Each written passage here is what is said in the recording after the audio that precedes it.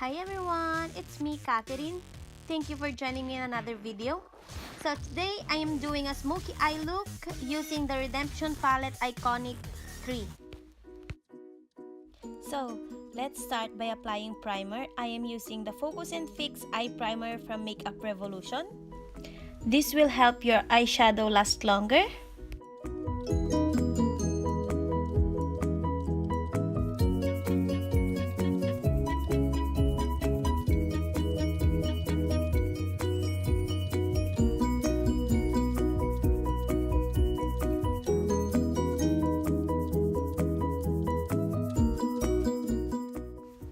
So now I am just taking this color and using it as an eyeshadow base, and I am just applying it all over my lids. After applying your eyeshadow base, get a fluffy blending brush, and I am just using this color right here to use it as my transition color.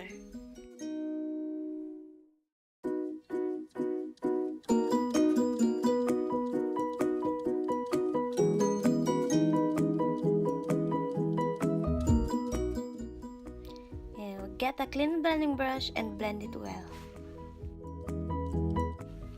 After that, I am taking this darker shade and apply it on my outer V.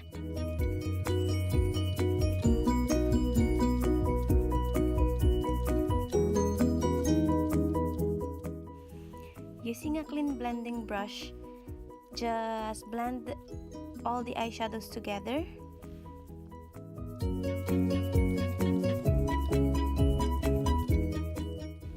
So now I am taking this shade right here and apply it above my crease.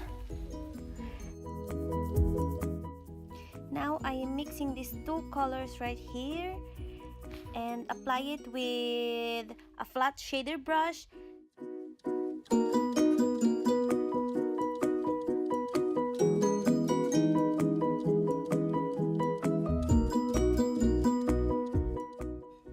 Using this stiff dome brush and just blend. I am taking this taupe color right here and just blending it with that shimmery shade. And using a clean blending brush again, just blend the eyeshadows together.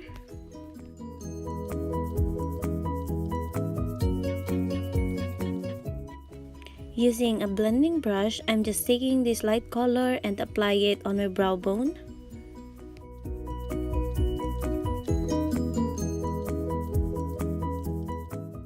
So now I am applying my false eyelashes.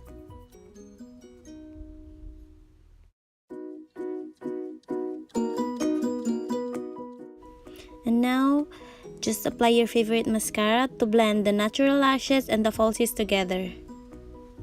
And now I am applying my eyeliner.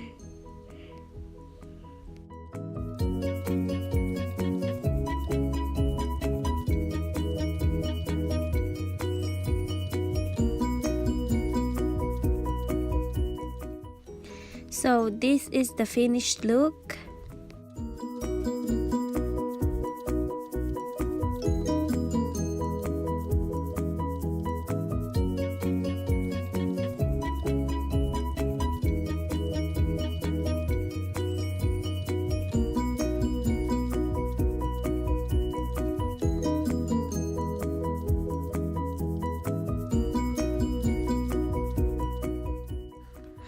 Thank you for watching. I hope you enjoyed it. And please like and subscribe if you haven't already. And I hope to see you on my next video. Goodbye!